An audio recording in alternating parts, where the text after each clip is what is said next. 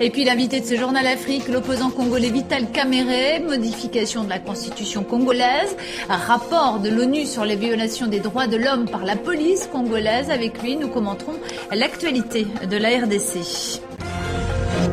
Du Congo, la tension est de plus en plus vive entre le pouvoir congolais et l'ONU, les Nations Unies qui se déclarent extrêmement inquiètes d'un éventuel renvoi de leurs responsables des droits de l'homme après la publication d'un rapport qui dénonce des crimes commis par des policiers congolais lors d'une opération anti-banditisme à Kinshasa.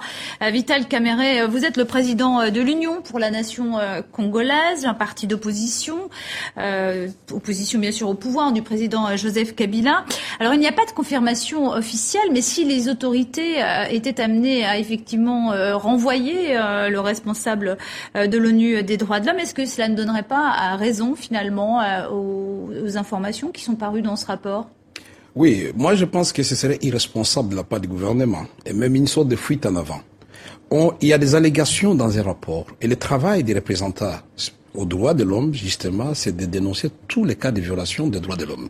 Et le travail du gouvernement, c'est diligenter une enquête, en cas de doute, pour confirmer les allégations et sanctionner les éventuels coupables. Donc nous disons, il y a de sérieux problèmes de respect d'expression en République démocratique du Congo. Il n'y a pas que les représentants des droits de l'homme. Il y a l'opposition, il y a la société civile. Et dernièrement, les évêques ont été, parce qu'ils ont pris une position dans une église à Lodja, les curés ont été lynchés par des jeunes instrumentalisés par les pouvoirs en place. Il y a de sérieuses préoccupations dans notre pays en matière de la liberté d'expression. Alors, quelle est la marge de manœuvre du pouvoir, Monsieur Kamerhe, puisqu'il y a la MONUSCO qui est quand même là avec ses casques bleus, c'est la force des Nations Unies. Est-ce que réellement on peut imaginer que le pouvoir congolais renvoie Scott Campbell, le responsable des droits de l'homme ? Nous devons éviter d'en arriver là, parce que le Congo, c'est un patrimoine commun à tous les Congolais. Le Congo n'appartient pas à la majorité au pouvoir et encore moins au président Kabila. Nous devons faire ce qui est bien pour les Congolais et pour le peuple congolais qui ne vit pas en autarcie. Nous sommes dans un monde civilisé où désormais toutes les populations se cohabitent.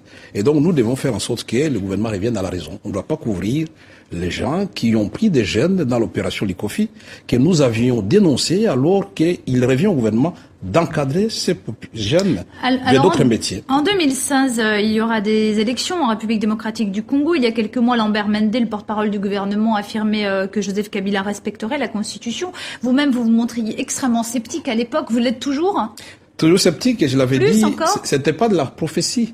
J'avais dit que ce que Lambert Mende a dit, il devait nous dire à quel titre il l'avait dit, en tant que porte-parole du gouvernement ou du président de la République.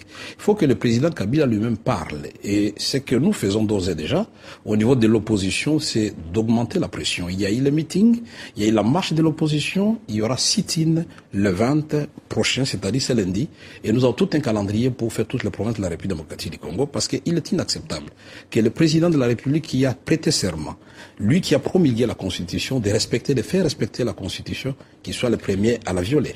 S'il changeait la Constitution, quelle attitude adopteriez-vous, vous, l'opposition ? Nous n'attendons pas qu'il change. Nous sommes en train de sensibiliser la population qui doit comprendre que son destin est entre ses mains et nous devons empêcher toutes sortes de dérives autoritaires venant de n'importe quel bord, opposition, majorité ou société civile. Ici, ce n'est pas le combat contre Kabila, c'est le combat pour des valeurs républicaines. Nous voulons des institutions stables et tout le monde doit être en dessous de la Constitution.